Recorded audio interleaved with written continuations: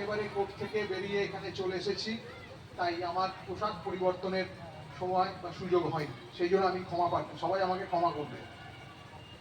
DP works আমাদের প্রত্যেকের জীবনে দরকার, এটা আমরা বুঝে গেছি, এর বাইরে আর কিছু নেই এখন আর। আমি ডিপি ওয়ার্কস করতে খুব ভালো লাগে আমার, আমি সময় সুযোগ পেলে বেরোবার চেষ্টা করি, এখন অনেক কমে গেছে কিন্তু আবার চেষ্টা করছি। এই সুযোগে দেখলাম আমাকে ডিপি ওয়ার্কসের জন্য পূজনীয় অবিন দাদা পাঠালেন শিলংয়ে। সেখানে গিয়ে দেখলাম অদ্ভুত একটা পরিকল্পনা কিন্তু শুরু হয়েছে। সেখানে 30 দিন ধরে, 27 তারিখে উৎসব ছিল, 30 দিন ধরে একটা ডিনার, প্রত্যেক দিন একটা করে ডিনার পার্টি আয়োজন করা হতো। এবং সেখানে কোনোদিন সমস্ত ডাক্তারবাবুকে ডাকা হচ্ছে, তাদের নিয়ে আলাপ আলোচনা হচ্ছে, ঠাকুরের কথা হচ্ছে। কোনোদিন ইঞ্জিনিয়ারদের ডাকা হচ্ছে, কোনোদিন বিএম আইএস অফিসারদের ডাকা হচ্ছে, আইপিএস অফিসারদের ডাকা হচ্ছে। ঠিক এইরকম একটা দিনে সমস্ত জজ সাহেব, উকিল বাবুদের ডাক পড়েছে। আমাকে দেওঘর থেকে বলা হলো, আপনি যদি যান, আমাদের লোক যদি একজন থাকে তাহলে খুব ভালো হয়।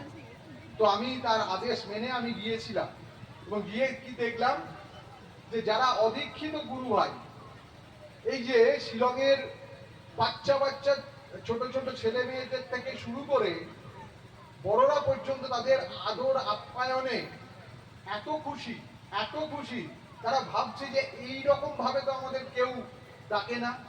সেখানে এসেছিলেন মেঘালয় হাইকোর্টের চিফ জাস্টিস, আমার সৌভাগ্য হয়েছিল, তার সঙ্গে আমার পরিচয় আগে থেকেই ছিল। তো দেখলাম একেবারে সাকসেসফুল। তারা নিবেদন করেছিলেন আচার্যদেরকে, খুব বৃষ্টি হচ্ছে, খুব বৃষ্টি হচ্ছে। 27 তারিখে দেখা গেল 27 তারিখের আগেও বৃষ্টি হলো। 27 তারিখে যখন শুরু হচ্ছে তখনও কোনো বৃষ্টির আবহাওয়া নেই। 27 তারিখে উৎসব মিটে যাওয়ার পর দেখা গেল ঝরঝর করে বৃষ্টি নামল। তো তারা সমস্তটা দেখতে পান।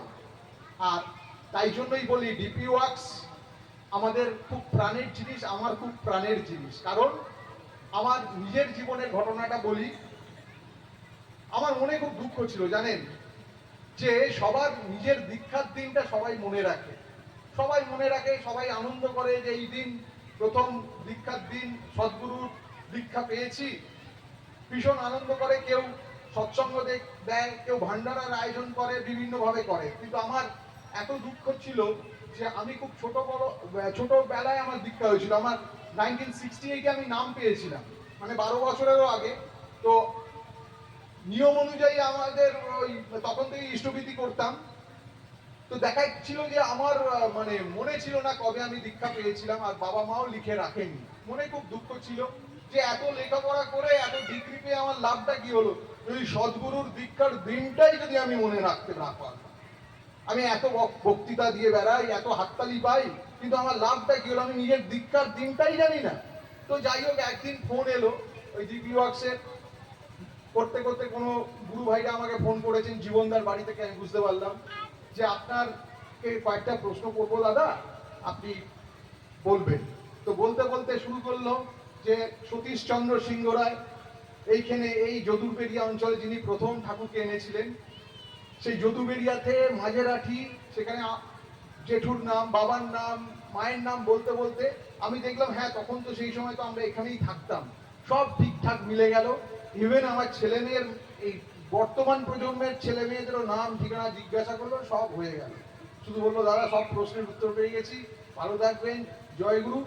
তবে লাস্টে নামার আগে একটা কথা বললো, দাদা মনে রাখবেন যে আপনার দীক্ষার দিন 1-2-1976।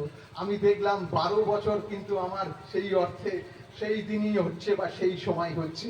তাই ঠাকুর সবার মনের কথা তিনি বুঝতে পারেন, জানতে পারেন, আর আচার্য পরম্পরা এবং তাদের যে সন্তান সন্ততির মাধ্যমে আমাদের সমস্ত দিয়ে যান। আর একটা কথা বলে যাই, আমাকে যেতে হয় অনেক জায়গায়। দেখুন আমি আজকে হাইকোর্ট থেকে এখানে এসেছি, বিভিন্ন জায়গায় যেতে হয়, সোসাইটিতে যেতে হয়, কিন্তু আমাদের ঠাকুর তো মাথায় থাকেন। গেলেও কিন্তু আমরা মনে রাখি আমরা ঠাকুরের সন্তান। তো আমাকে বলে, হে বাবু, তোমার জীবনটা তো শেষ, তোমার জীবনে কেউ লাভই নেই, কিছুই নেই, তুমি মাছ মাংস কিছুই খাও না, মদ খাও না, তোমার জীবনটাই বৃথা। তুমি ফিশ রোল খেয়েছো? আমি বলছি, না। তুমি মাটন রোল খেয়েছো? বলছে না। তুমি চিকেন রোস্ট খেয়েছো? না। তোমার জীবনটাই বৃথা, তুমি কি করে, তোমাকে নিয়ে আর পারা যায় না। আমি শুধু তাদের ছোট করে বলি যে দাদা, আপনাদের বাড়িতে ঠাকুর ঘর আছে? বলছেন হ্যাঁ, আপনাদের বাড়িতে ঠাকুর ঘর আছে। আপনাদের বাড়িতে ওই ঠাকুর ঘর আছে, কেউ কেউ বলে যে ছোট একটা ঠাকুরের জায়গা আছে। আমি বলি ওখানে আপনাদের আবল তাবল জিনিস নিয়ে যেতে পারেন, মানে ওই আঁশ টাঁশ মাছ? বলছে না না না না না না না না, আমার গিন্নি বাবা ওই সব ব্যাপারে খুব খুব সতর্ক, ওখানে নিয়ে যাওয়া যাবে না। আমি বললাম যে আমাদের শিক্ষাটাও তাই। এই যে দেহটা দেখছেন, এটা কিন্তু দেহ নয়। আমাদের বলে দেয়া হয়েছে এই এটা মন্দির, আর এই মন্দিরে শিব বিগ্রহ থাকে, আর যেখানে শিব বিগ্রহ থাকে সেখানে আমি চিকেন রোস্ট খেতে পারি না, আমি মাটন রোল খেতে পারি না। তাদের মুখে কোনো উত্তর নেই। এই শক্তি যোগায় শ্রী শ্রী ঠাকুরের এই সৎসঙ্গ আন্দোলন। আর আমি কৃতজ্ঞ যে এই ছোট ছোট ভাইয়েরা এসে যেভাবে আমাদের উৎসাহ দিচ্ছে, আমাদের মনে হচ্ছে আমাদের বয়স কমে গেছে।